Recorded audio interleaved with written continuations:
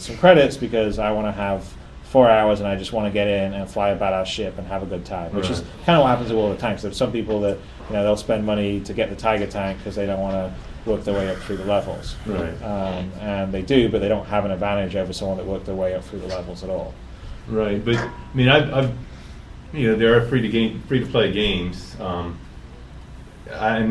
don't really seem to be all that popular. I mean, you see lots of them, but how many players do they actually have? And all the popular ones that people play, there's a subscription. Well, there's a couple. I mean, so League of Legends is free to play, and that's huge. Okay.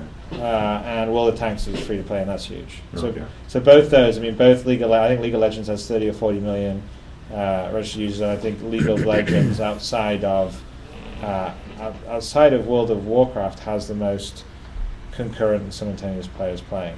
Okay. And World of Warcraft, I mean, they're both big successes. Yeah, World of Tanks. Yeah, I know of that one. Yeah. So I think it can work, but it has to be the right kind of game, right? So I think it doesn't work if it's sort of like a low-rent kind of browser-based free-to-play game. If you're trying to make a really good PC game, like a high-end client game, and it's got value, I think people will respond. I mean, that's my hope. And we're also trying to design the servers in such a way that it's not prohibitive to run the server setup.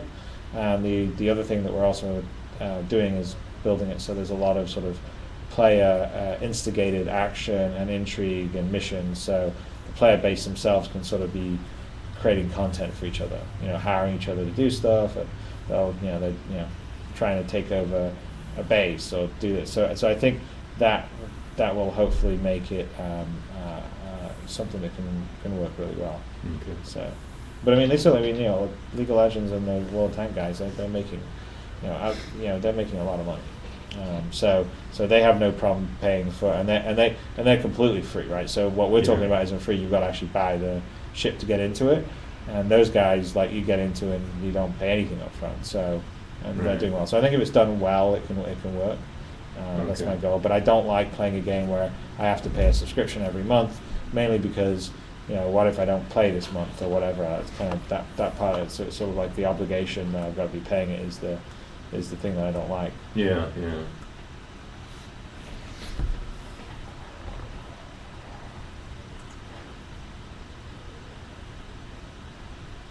Somebody asked, in those multiplayer ships, what happens if the pilot that's flying the ship logs out? Or, has a disconnect? What happens to the other real players that are on the guns and the other parts of the ship? Is somebody going to get promoted to pilot or something? So the mechanics of disconnects, whether it's like rage disconnect or accidental disconnect, that still has to be fully fleshed out properly. But that is actually going to be one of the biggest challenges. Yeah, I mean, if you fly a ship and then you disconnect while your buddies are in it, technically one of them gets the ship, right? Because they're in it. Yeah, but I don't think they're going to permanently. They don't. I think they wouldn't permanently get it. But my point is that the one of the most challenging thing is going to be managing the issues of whether someone accidentally disconnects or they rage disconnect or they're doing it to try and cheat the system. Yeah, well, we've got the AI pilots in there for flying around when you have a turret or something. Just switch to an AI pilot with the order to return to the nearest safe base when you disconnect. That's a good idea. So they're trying to save themselves. Their opponents can still shoot them down if they can. They could have a. No, I'm not saying that isn't a good solution. I'm just saying that that might be a solution. We just haven't thought about it yet. Have a emergency guest like on Conan O'Brien. So when the player disconnects in real life, this pneumatic thing pops up and continues flying the ship, which is then the AI solution like you're talking about. And probably just says, I don't care what you guys want to do, I'm just flying right back to the nearest space station. Kind of like what you're supposed to do when you have a flat tire and you put the space saver tire in your car. You're supposed to drive to a tire shop, not drive around for 2 weeks with that space saver thing on your car. Finally, a game that simulates all the fun of having a flat tire. Right.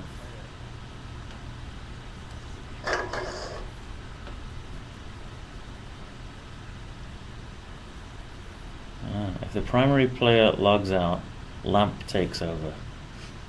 Yeah, the lamp.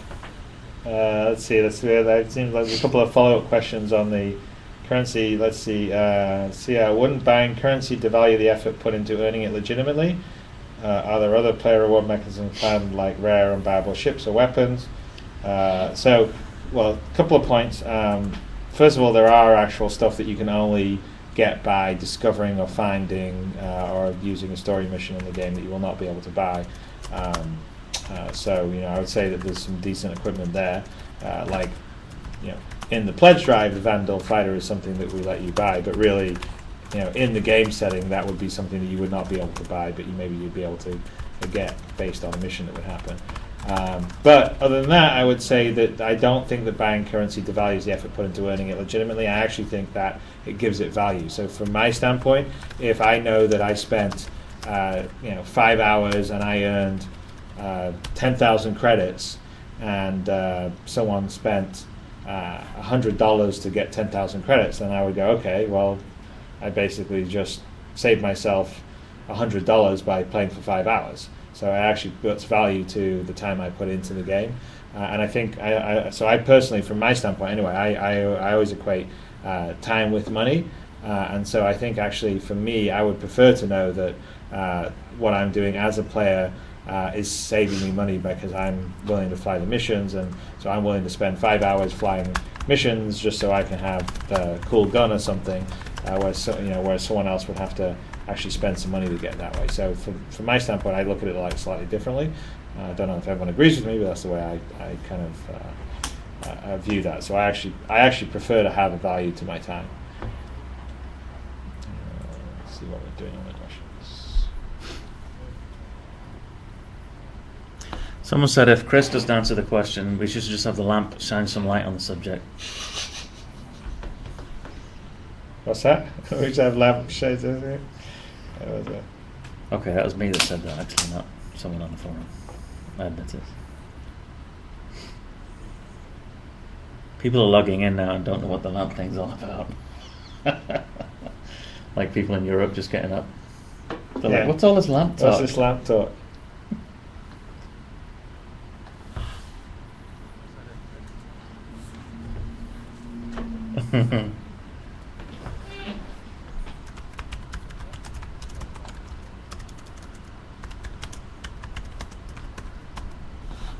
Let's see, what we got here question-wise. Sort of like getting flooded by questions.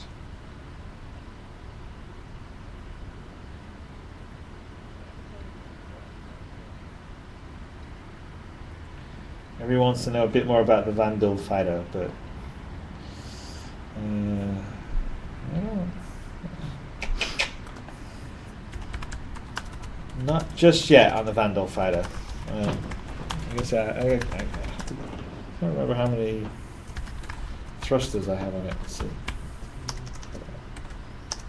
6 on the bottom, 8.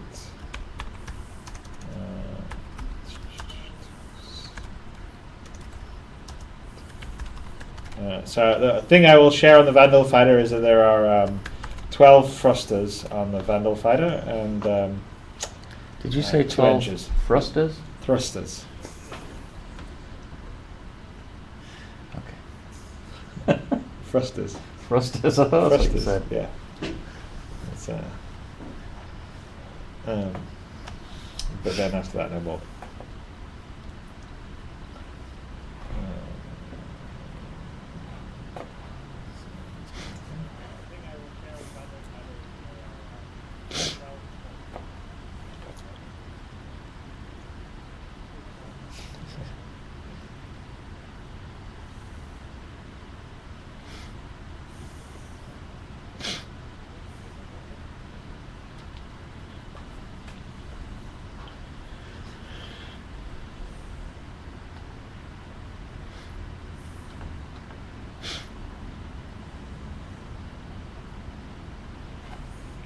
Please compare the Vandal to the Hornet.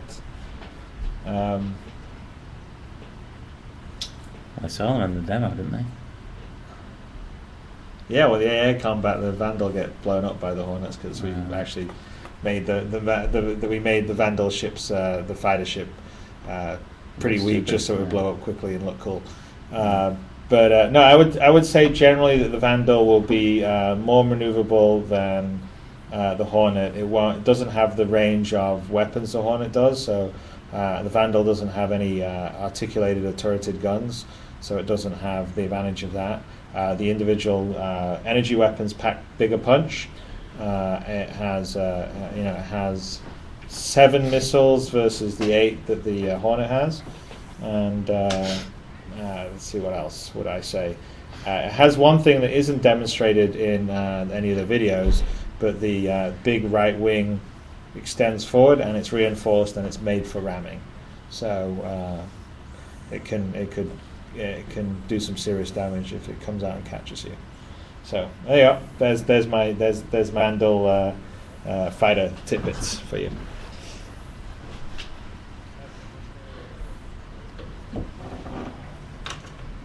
Apparently LAMP stands for Limited Automatic Pilot. Well, everyone's got, they're all coming up with names. Life-threatening alarm mechanical protection, which isn't probably as good as limited automatic. But yeah.